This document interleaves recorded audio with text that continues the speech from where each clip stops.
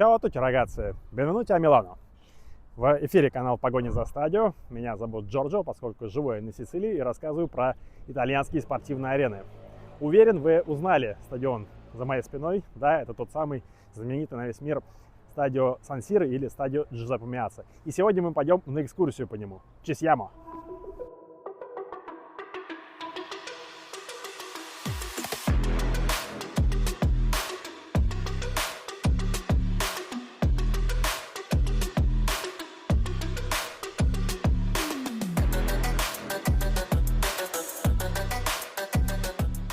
Сразу маленький лайфхак. Вы видите, что люди идут из стадиона, из фан-шопа точнее, они идут из входа номер 14.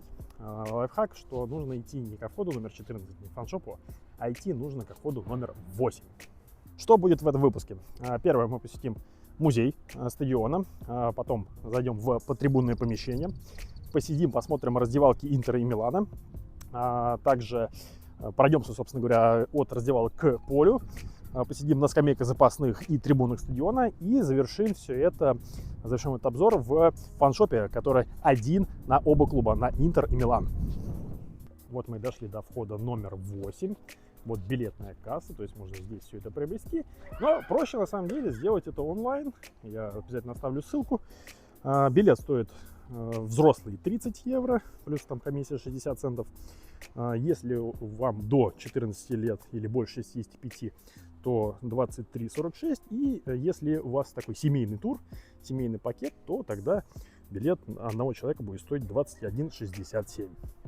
Стадион Джузеппе Меацца открыт 19 сентября 1926 года. Его вместимость составляет 75 817 зрителей. Текущий вид стадиона он обрел в 1988 году, когда был реконструирован при подготовке к чемпионату мира 1990 года, который принимала Италия. Итак, мы в музее стадиона Джузеппе Меацца. Вот здесь вот прекрасный деревянный макет. Не знаю точный масштаб, но выглядит крайне правдоподобно. Здесь находятся различные исторические моменты, связанные со стадионом. Финал Лиги Чемпионов 2016 года был сыгран в Милане, который выиграл мадридский Реал. И здесь очень, конечно, много различной атрибутики футболистов разных годов. Вот так стадион выглядел в своей первой вариации. 1926 год. И потихоньку можно посмотреть всю историю. Как строили, как реконструировали и так далее.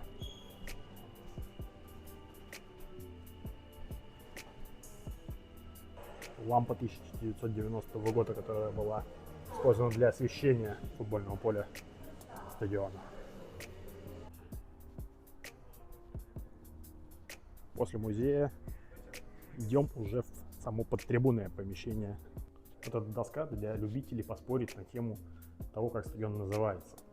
Джузеппе Меацца играл и за Интер, и за Милан. Безусловно, конечно, он легенда Интера, поскольку провел за команду 14 лет, 365 матчей и забил 242 гола. Но и за Милан он провел 2 года, 37 матчей и 9 голов. Так что все разговоры по поводу того, как правильно называть стадион, абсолютно беспочвенны. Он называется и Сан-Сиро, и Джузеппе Меацца.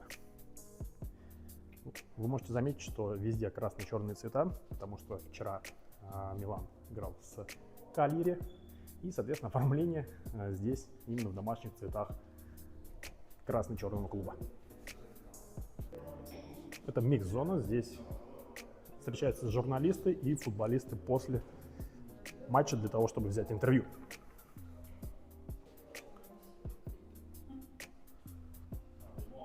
Сейчас зайдем в святая святых, в раздевалки Интера и Милана. Первая раздевалка Милана. Я, насколько помню, я уже здесь был, она оформлена гораздо лучше, чем оформлена раздевалка Интера. Ну, а вам самим оценивать, что больше понравится.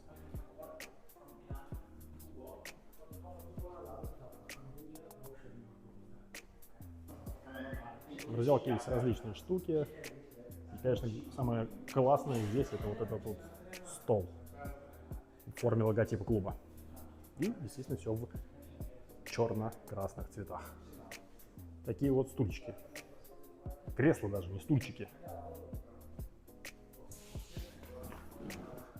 Вот я в него сел, не могу сказать, что он прям супер удобный.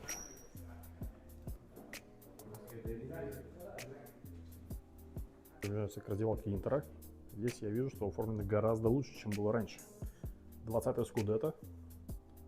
Помним. И сразу мы видим тоже классное оформление. В прошлом году, когда я здесь был, этого оформления не было. А сейчас вы видите фамилии игроков, которые, ну, естественно, Хавьер Занетти, которые историю Интера и ковали. Но сама раздевалка оформлена гораздо проще. Здесь лавочки, здесь не стулья. Зато везде, конечно, подчеркнуто, какое чемпионство Интер выиграл буквально недавно. К сожалению, закрыты комнаты, восстановительный душ, барокамера, я так понимаю, что-то еще, где футболисты восстанавливаются после матча.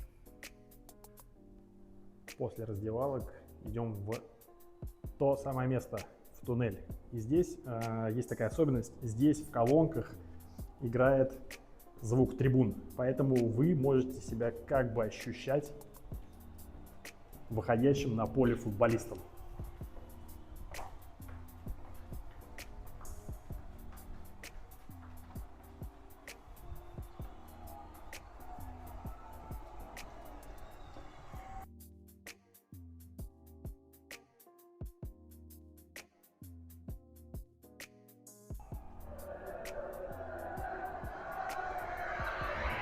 Срабатывают датчики, чтобы звук был громче, и это, конечно, очень приятное ощущение.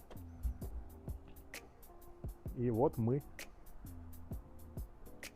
у кромки поля стадиона Джузеппе Меацца, Сан-Сиро.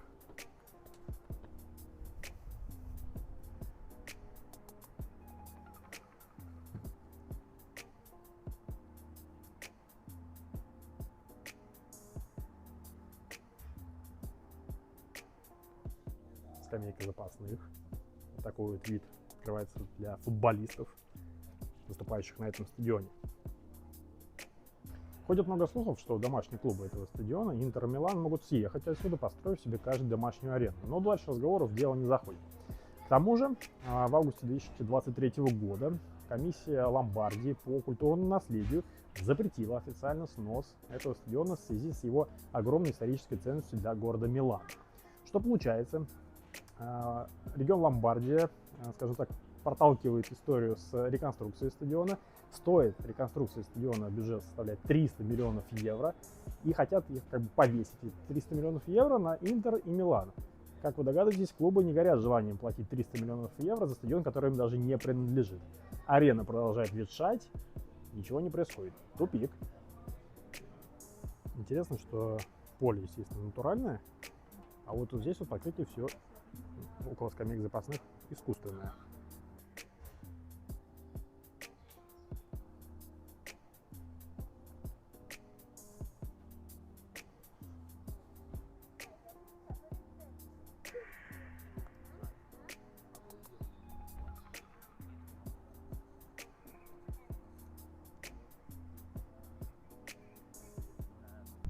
Мы с вами поднялись на трибуну. Вот так вот видно поле с первого яруса. Как я и рассказывал во время своего визита на дерби Делла Мадонина, это гораздо лучше, нежели смотреть на третьем ярусе. Это прям огромная разница. И если у вас есть возможность посетить стадион Джузеппе Меацца, смотря его примерно где-то отсюда, то я вам это крайне советую. На стадионе есть одна особенность инженерная. Как видите, вот здесь на курве Суд, где располагается тифози Милана, и на курве Норд, где располагается тифози Интера, 3 сектора закрыты. То есть их нельзя посетить. Почему? Потому что в этих местах создается наибольшая вибрация, когда все кричат, все поддерживают свои команды, которая пагубно влияет на здоровье человека. Вот так вот все для людей. Здесь у нас же VIP-сектор, а там и вовсе красивые кожаные стулья. А узор, конечно, здоровский отсюда. В 2026 году в Милане и Кортина д'Ампеццо в итальянских городах пройдут зимние Олимпийские игры. И стадион Сан-Сиро примет открытие этих зимних Олимпийских игр в честь его столетия, поскольку был он открыт, как мы помним, в 1926 году.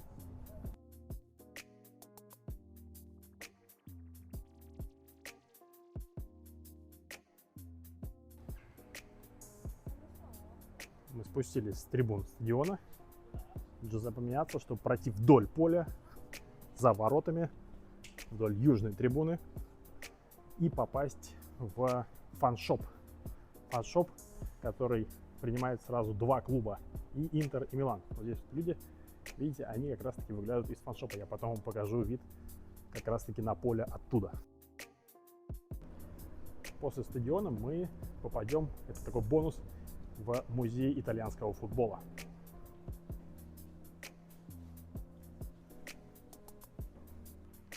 Первый матч в истории итальянского футбола, который был сыгран на арене Чивика, я про него скажу отдельно.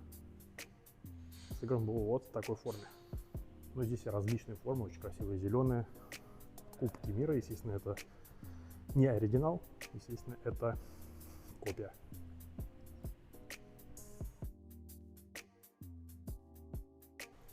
Джузеппе Меацца собственной персоной.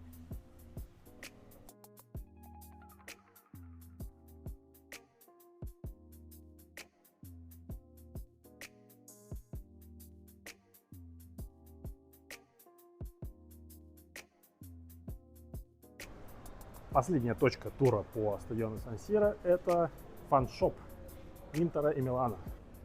Мы видим диджитал вывеску, она только что сменилась с Милана на Интер. Вход. Стартуем с части Интера, но не будем никому давать приглашение, просто покажу вам обзор по этому фан-шопу и как это бывает. То есть мы только что видели все интеровское, а вот и буквально рядом висят футболки двух клубов, которые между собой на поле очень сильно соперничают. Очень здорово, когда делают такие формы старые, здесь все прошито. Стоит такая футболка 55 евро.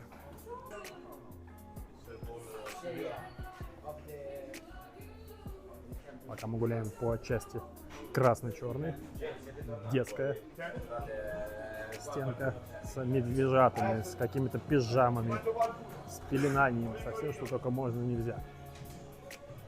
А вот дальше проход как раз таки для того, чтобы увидеть поле стадиона Джузеппе Меацца из фан-шопа. Из фан-шопа бесплатно можно увидеть, не надо платить 30 евро за экскурсию. Но через двойное стекло. Тут у нас коллекция специально для празднования дня рождения, бон комплеано, воздушные шары, круглый шар и в виде формы Милана, плюс какие-то ящики под попкорн.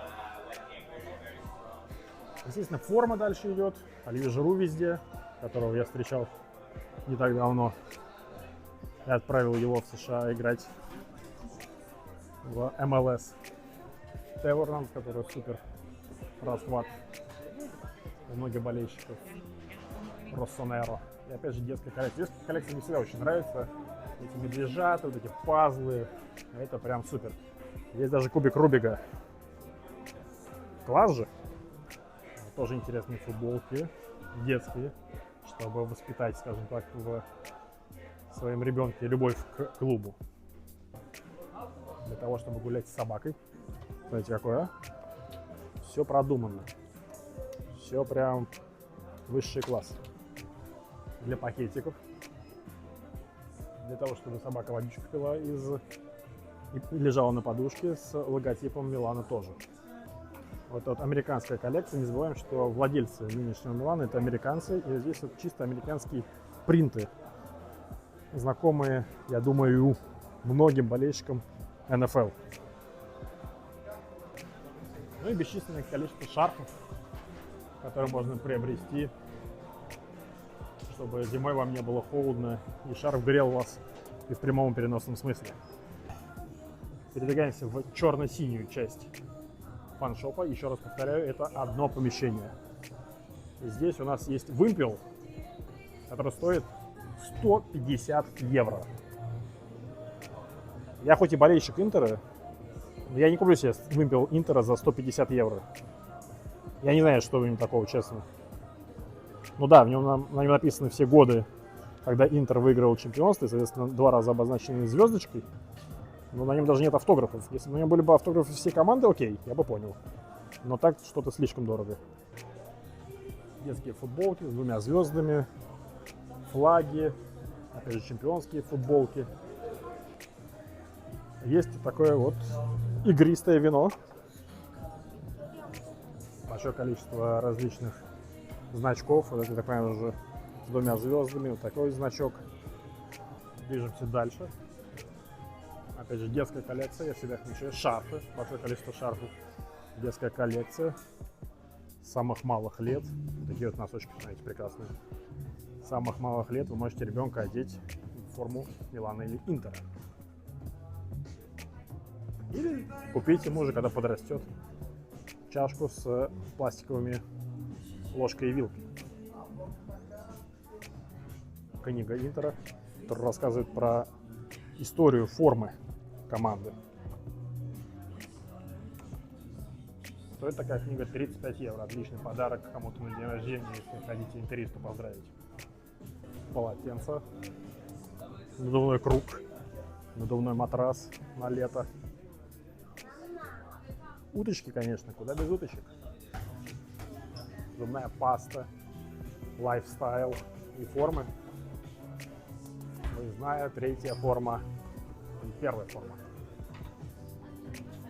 Или холодильник Hisense. Я, правда, не знаю, кто такой покупает. По-моему, 450 евро стоит или что-то в этом роде. Но если очень хочется, можно и холодильник приобрести. Также отмечу, что женская коллекция всегда в итальянских фан-шопах присутствует. И девушки очень любят носить что-то с символикой клуба, который они вместе или сами, без, или вместе с своими мужьями, или парнями поддерживают. У Интера также есть историческая футболка, стоит она 50 евро, тоже можно приобрести. Ну и стул, если очень хочется дома поработать. Тоже с символикой клуба, и чтобы на созвонах было видно, за кого вы болеете в Италии. Итак, мы закончили тур по стадиону Джузеппе Меацца. Надеюсь, он вам понравился. Мне он понравился точно на 1000%, потому что это мой любимый стадион в Италии. Я считаю, что 30 евро за это заплатить один раз точно уж можно. Обязательно ставьте лайки, пишите комментарии, подписывайтесь на канал, ставьте колокольчик, чтобы увидеть новые видео первыми и их со мной обсудить. Никогда не забывайте, что выходные — это не время для того, чтобы сидеть дома. Чао!